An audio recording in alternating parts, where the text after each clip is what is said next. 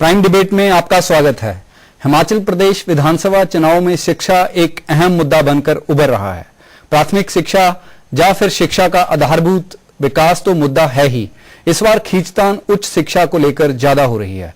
वर्तमान सरकार ने अपने कार्यकाल में कई निजी विश्वविद्यालयों को मंजूरी दी है, लेकिन विपक्ष का कहना है कि सरकार इन विश्वविद्यालयों की आड़ में जमीन के बेनामी सौदों को बढ़ावा दे रही है। हिमाचल प्रदेश विधानसभा चुनाव में शिक्षा कई पक्षों से बड़ा मुद्दा बनकर सामने आ रही है। मानवीय विकास का अहम तत्व होने के नाते शिक्षा महत्वपूर्ण विषय तो बनता ही है, लेकिन हिमाचल में इस बार शिक्षा सिर्फ मानवीय विकास और जन कल्याण के मुद्दे के तौर पर ही चर्चा में नहीं है, बल्कि इसको कारोबार और भ्रष्टाचार के माध्यम के तौर पर भी देखा जा रहा है।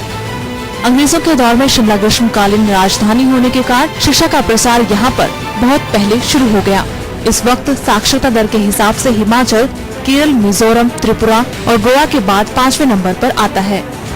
साल 2011 की जनगणना में हिमाचल की साक्षरता दर 83.78% दर्ज हुई है। इसमें पेंच ये है कि यहाँ मर्दों की साक्षरता दर 90.83% है, वहाँ पर महिलाओं की साक्षरता दर 76.6% है। ये 14.23% का अंतर एक बहुत महत्वपूर्ण सवाल है। इसके अलावा हिमाचल में माध्यमिक शिक्षा की कमी न सिर्फ गुणात्मक स्तर पर महसूस की जा रही है, बल्कि संख्यात्मक पक्ष भी कमी से जूझ रहा है। इस दौर में हिमाचल में निजी विश्वविद्यालय खोलने की होड़ सी लग गई है। 4 राजकीय और 1 केंद्रीय विश्वविद्यालय के बिना हिमाचल में 13 निजी विश्वविद्यालय खोले गए हैं। इनमें से ज्यादातर पिछले 5 साल में खुले हैं। शिक्षा का एक केंद्र यहाँ बने और हमारे हजारों बच्चे हर साल बाहर जाते थे। आज हमारे बच्चे बाहर कम जा रहे हैं, बाहर से ज्यादा आ रहे हैं। जो 11,944 बच्चे पढ़ रहे हैं, उनमें से लगभग 6,000 बच्चे हमारे हैं, 5,000 से ज्यादा बच्चे भी बाहर के आके यहाँ पढ़ रहे हैं। इन विश्वविद्यालयों की आलोचना न सिर्फ विपक्ष कर रहा है, बल्कि सत्तारूढ़ पार्टी से नाता तोड़ चुके महेश्वर सिंह सरकार में रहते हुए भी इस पर सवाल उठाते रहे हैं। सत्तारूढ़ पार्टी से जुड़ा छात्र संगठन अखिल भारतीय विद्यार्थी परिषद भी इस प्रसार को जन कल्याण की पहलकदमी के तौर पर नहीं देखता है। विपक्ष इसे भूमाफिया से लेकर पर्यावरण पर हमले के तौर पर तो देखता ही है, बल्कि इन विश्वविद्यालयों की विश्वसनीयता पर भी सवाल उठाता आया है।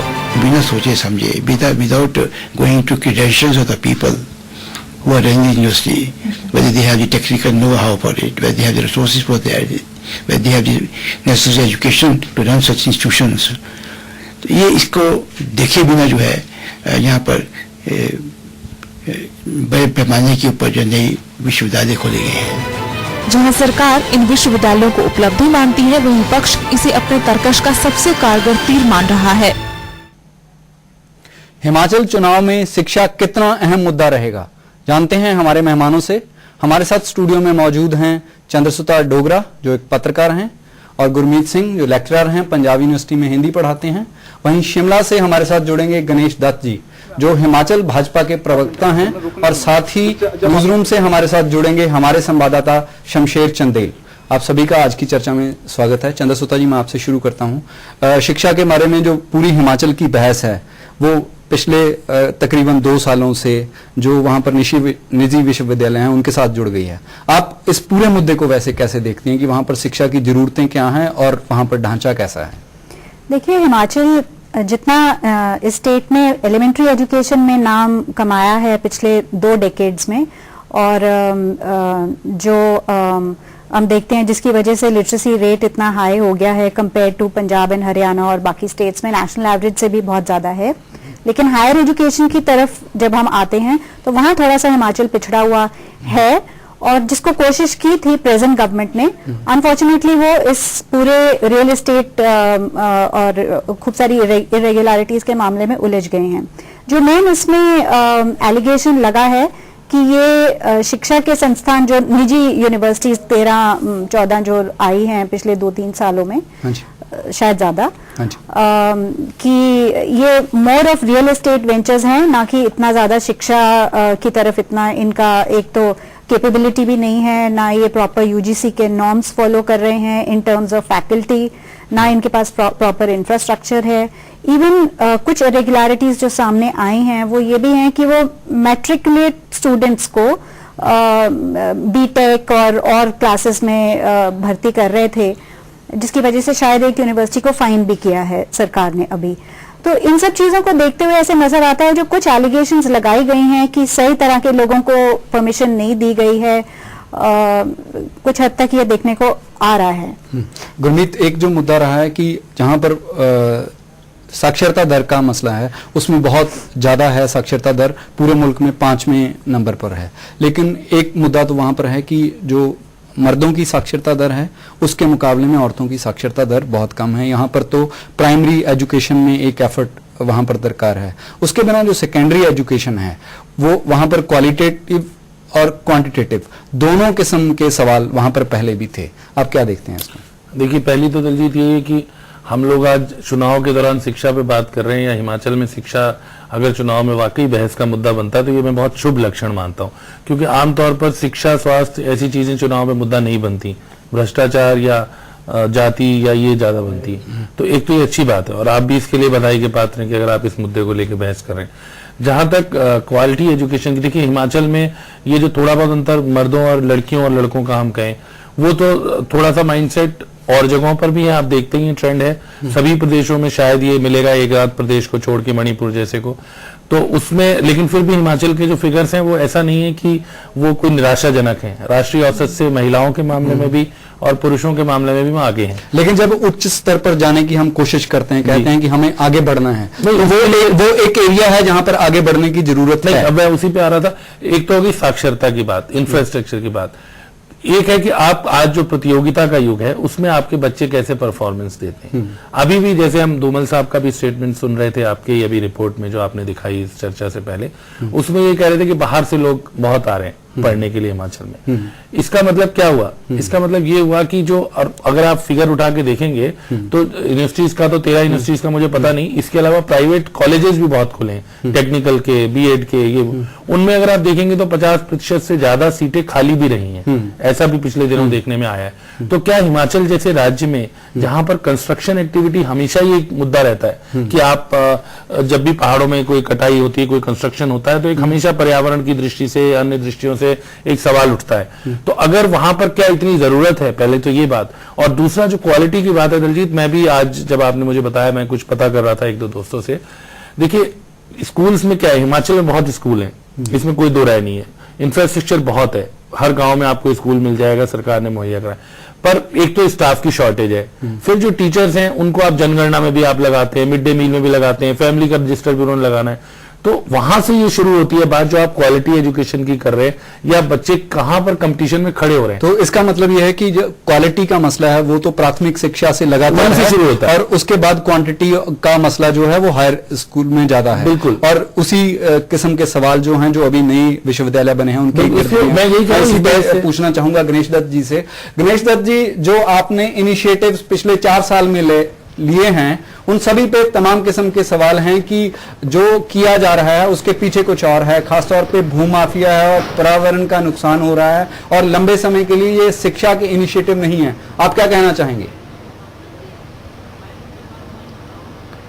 नहीं, इस प्रकार के जो आरोप हैं बिल्कुल निराधार हैं। हमारी सरकार गुणवत्ता की शिक्षा देने के लिए पूरी तरह से कटिबद्ध है, और आपके ध्यान में इस बात को लाना चाहते हैं कि 2007 में हिमाचल प्रदेश में जो शिक्षा के लिए बजट था वो 1551 करोड़ था, लेकिन हमारी सरकार ने इस साल 3415 करोड़ रुपए का बजट जो है शिक्षा के क्षेत्र में किया है, और ये लगभग 120% की वृद्धि है। तो इससे सरकार की मंशा और इच्छा शक्ति साफ जाहिर होती है कि हमारी सरकार गुणवत्ता वाली शिक्षा को और हिमाचल प्रदेश के हर बच्चे को शिक्षा देने के प्रति पूरी तरह से जागरूक है और उसके प्रति अपनी पूरी महत्वपूर्ण जिम्मेदारी निभा रही है। जहां तक कांग्रेस कार्यकाल में यूनिवर्सिटी में भी हिमाचल प्रदेश की, वहां पर एक प्रकार की उसकी स्वायत्ता पर एक प्रश्न चिन्ह लगाने का प्रयास किया गया था, और उसकी सेक्शन 35A में भी कुछ रिस्ट्रिक्शन लगा दी थी गवर्नमेंट के द्वारा। उसको भी हमारी सरकार ने हटा करके यूनिवर्सिटी की स्वायत्तता को बरकरार किया है, और पहले जो ग्रांट 35 करोड़ से पहले 60 करोड़ 63 करोड़ कर दी है, और हिमाचल प्रदेश में 5 जगहों पर नए स्नातकोत्तर कॉलेज खोलने की हमारी सरकार ने पिछले घोषणा की है और कई जगह उसको फंक्शनल कर दिया गया है। नहीं जहां गणेश जी आपका नुक्ता बिल्कुल स्पष्ट हो गया। अभी मैं जाना चाहूंगा शमशेर के पास। शमशेर, आप लगातार हिमाचल को कवर करते रहे हैं और आपने शिक्षा के ऊपर कई सारी रिपोर्ट्स भी फाइल की हैं। जो वहां पर निजी विश्वविद्यालय हैं उनके बारे में दावा किया जा रहा है कि उसके कारण बहुत सारे रोजगार के मौके वहां पर आए हैं और बहुत सारे लोगों को काम मिला है। आप क्या कहना चाहेंगे इस मुद्दे पे? देखिए कि जो कल्याणकारी राज्य होता है उसमें जो वेलफेयर स्टेट होता है उसका मेन मकसद है कि शिक्षा स्वास्थ्य ऐसी सुविधाएं प्रोवाइड करना। अब अगर उसका कोई बाई प्रोडक्ट से कोई फायदा ढूंढ रहा है और खासकर सरकार, तो वो काफी निंदनीय बात है। मतलब आप किसी का घर किराए पे नहीं चढ़ रहा है या कोई पीजीज आप ज्यादा प्रोवाइड करवा पा रहे हैं अपनी पॉपुलेशन को, आई थिंक ये एक मुद्दा नहीं है। मुद्दा होना चाहिए कि क्या आप क्वालिटी एजुकेशन, मेरिटोरियसनेस आपकी एजुकेशन में है वो प्रोवाइड करवा पा रहे हैं। अब इशू ये है कि अगर आप आईआईटी मंडी जैसा इंस्टीट्यूट खोलते हैं या आरईसीज खोलते हैं या मेडिकल एजुकेशन के इंस्टीट्यूशंस खोलते हैं जो प्रोफेशनल कोर्सेज होते हैं तो बात समझ में आती है, मगर ऐसे आप इंस्टीट्यूशंस खोलें जिनका ब्रांड नेम नहीं है और उसमें जो एस्पायरिंग क्लास के लोग हैं वो नहीं जाते हैं ऐसे एजुकेशनल इंस्टीट्यूशंस में, और जो लोग जाना चाहते हैं उनके लिए उनकी फीस इतनी ज्यादा है कि जैसे एक सेमेस्टर की फीस 90,000 रुपया है, उसे आप अवेल नहीं कर पाएंगे। कोई भी गरीब आदमी अगर अपने बच्चे को एनी विच वे एजुकेशन देना चाहता है तो उस तरह की एजुकेशन प्रोवाइड करना उसके लिए बड़ा मुश्किल है। तो सवाल यह है कि ये खुले किसके लिए हैं। और दूसरी बात यह कि जैसे अभी धूमल साहब का बयान था कि 11,000 बच्चे इन एजुकेशनल इंस्टीट्यूशंस में आए हैं, 13 यूनिवर्सिटीज में 11,000 का मतलब हो गया तकरीबन 900 या 800 बच्चा। किसी भी विश्वविद्यालय को आप अगर देखें तो एटलीस्ट उसका जो एटमॉस्फेयर है उसके लिए बनने के लिए तकरीबन 5-6 हजार बच्चा जरूरी चाहिए, और उसी से वो लगता है कि विश्वविद्यालय है, उसमें वेरियस कोर्सेज हैं, वेरियस वर्टिकल्स हैं और उसमें आदमी कुछ सीखने को मिलता है, उसमें एक तरह की कॉस्मोलॉजी होती है। तो ये सारी चीजें मिसिंग हैं। तो आई थिंक इस तरह से लग रहा है कि इसमें एक इंटेंशन कोई एजुकेशन की नहीं लग रही है, और वो डाउट जनता का काफी सही है। शमशेर, आपका नुक्ता बिल्कुल स्पष्ट हो गया। अभी मैं जाऊंगा भवेंद्र विशिष्ट जी हमारे साथ जुड़े हुए हैं धर्मशाला से। भवेंद्र, जो पूरा चर्चा का विषय है वो सिर्फ निजी विश्वविद्यालयों तक सीमित होकर रह गया है, यहां तक शिक्षा का सवाल है। आप पूरे स्टेट में अभी घूम रहे हैं, आप क्या कहना चाहेंगे इस मुद्दे पे?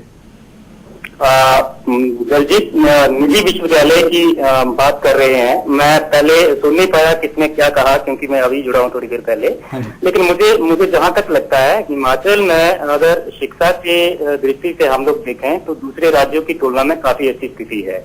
चाहे आप लिटरेसी रेट की बात कर लीजिए, चाहे आप टीचर स्टूडेंट रेशो की बात कर लीजिए। जहां तक निजी विश्वविद्यालय का संबंध है, हिमाचल में 3 विश्वविद्यालय सरकारी हैं। हिमाचल प्रदेश विश्वविद्यालय के अलावा एग्रीकल्चर यूनिवर्सिटी, हॉर्टिकल्चर यूनिवर्सिटी और इसके अलावा 12 निजी विश्वविद्यालय, लगभग 12। देवेंद्र जी, जहां तक ये बेसिक फैक्ट्स का मसला है वो हम आपके साथ जुड़ने से पहले विचार चुके हैं, लेकिन अभी मैं आपसे जो पूछना चाहूंगा वो ये है कि निजी विश्वविद्यालयों के मसले के बिना हिमाचल की और कौन सी जरूरतें हैं जो नजरअंदाज हो रही हैं? मुझे लगता है सर कि निजी विश्वविद्यालय जो है वो हिमाचल में ये बात ठीक है कि पहले बच्चे जो थे वो हायर एजुकेशन के लिए, खास करके +2 के बाद की स्थिति के लिए, बीएड जैसे कोर्सेज के लिए भी बाहर जाते थे। निजी विश्वविद्यालय के आने के बाद हिमाचल में कम से कम लोग +2 के बाद की जो बात है उनके लिए एक ऑप्शन जरूर बनी है कि एक ऑप्शन बन गई है कि वहां पे आप कोई भी कोर्सेज कर सकते हैं। लेकिन बड़ा मसला ये है कि इन विश्वविद्यालयों का और इन कोर्सों का किसको कितना लाभ हो रहा है। क्या स्टूडेंट्स को लाभ हो रहा है या फिर ये विश्वविद्यालय चलाने वालों को लाभ हो रहा है? जी भूपेंद्र, आपका मेरा बिल्कुल स्पष्ट हो गया। अभी जाना चाहूंगा शिमला में गणेश दत्त जी के पास। गणेश दत्त जी, ये सवाल जो बार बार उठ रहा है कि आखिर ये विश्वविद्यालय खोले किसके लिए गए हैं? अगर जितनी संख्या वहां पर दाखिल होनी चाहिए थी उतनी संख्या में विद्यार्थी नहीं मिल पाए, और क्वालिटी पे तमाम किस्म के सवाल हैं कि वहां पर जितनी यूजीसी की गाइडलाइंस हैं उसके मुताबिक तनख्वाह नहीं दी जा रही, उसके मुताबिक वहां पर क्वालिफाइड टीचर्स नहीं है। आप क्या कहना चाहेंगे? नहीं, इस तरह के आरोप भी बिल्कुल निराधार हैं, उसमें कोई दम नहीं है, क्योंकि जितने भी निजी विश्वविद्यालय खोले गए हैं वो यूजीसी की गाइडलाइन के मुताबिक खोले गए हैं। वहां पर प्रशिक्षित स्टाफ रखा गया है। और हिमाचल प्रदेश सरकार ने निजी विश्वविद्यालयों की देखरेख और उसको चेक करने के लिए एक रेगुलेटरी कमीशन गठित किया है, जो हिंदुस्तान में पहली बार हुआ है, जहां पर भी कोई विश्वविद्यालय के यूजीसी नॉर्म्स को जो विश्वविद्यालय फुलफिल नहीं करेंगे उनके खिलाफ कार्रवाई करने का भी प्रावधान है। पहले उनको नोटिस दिया जाता है और उसके बाद 1 साल के बाद उसको बंद करने का भी उसमें प्रावधान किया गया है। हम चाहते हैं कि हिमाचल प्रदेश का हर बच्चा अपनी घर की मक्की की रोटी खा करके वो विश्वविद्यालय में उच्च शिक्षा प्राप्त करे, लेकिन कुछ विरोधियों को ये बात रास नहीं आ रही है। पहले हमारे बच्चे यहाँ से दूसरे प्रदेशों में जाते थे, वहां पर माता पिता को भी उनकी चिंता लगी रहती थी और जो गरीब माता पिता होते थे उनको भारी पैसा उधार लेकर के बच्चों की शिक्षा दीक्षा लेनी पड़ती थी। लेकिन अब घर द्वार में हम शिक्षा दे रहे हैं, उच्च शिक्षा दे रहे हैं, गुणवत्ता वाली शिक्षा दे रहे हैं, तो इसमें किसी को कोई आपत्ति नहीं होनी चाहिए और इसका सर्वत्र स्वागत होना चाहिए। थोड़ी देर बाद वापस आपके पास फिर आऊंगा। अभी वक्त हो गया एक ब्रेक का। ब्रेक के बाद हमारी ये चर्चा यूं ही जारी रहेगी। ब्रेक के बाद आपका फिर स्वागत है। हम चर्चा कर रहे हैं हिमाचल प्रदेश के चुनाव में शिक्षा कितना बड़ा मुद्दा हो सकती है। चंद्रसुता जी, थोड़ी देर पहले गणेश दत्त जी कह रहे थे कि हमने ऐसे शिक्षा के बंदोबस्त किए हैं ताकि एक गरीब आदमी का बच्चा घर की मक्की की रोटी खाकर वहां पर जाकर उच्च शिक्षा ले सके। आप क्या कहना चाहेंगी इस दावे के बारे में? इनका जो मकसद है वो तो बहुत लॉडेबल है, लेकिन हिमाचल के बच्चे अगर देखा जाए ये जो निजी विश्वविद्यालय हैं इनमें एडमिशन ले ही नहीं रहे हैं। आप इस साल के आंकड़े अगर देखिए फिगर्स, अभी आपने चीफ मिनिस्टर धूमल की भी स्टेटमेंट बताई है कि 11,500 सीटें हैं और हमारे 11,500 स्टेट के बच्चे इसमें, लेकिन वो 11,500 सीटों में से सिर्फ 5,300 सीटें भरी हैं इस साल और बाकी अपेरेंटली उन बच्चों को वो कॉलेजेस या वो यूनिवर्सिटीज सही नहीं लगी हैं, इसीलिए वो वहां पर नहीं आए हैं। वो फिर भी वहीं और किसी स्टेट में जाके जाहिर है उन्होंने एडमिशन लिया है। दूसरा अगर देखे जाए तो ये जो प्राइवेट यूनिवर्सिटीज हैं इनमें से 8 यूनिवर्सिटीज सिर्फ एक ही जिले में, दैट इज सोलन डिस्ट्रिक्ट में आई हैं और एक ग्राम पंचायत में 2 यूनिवर्सिटीज।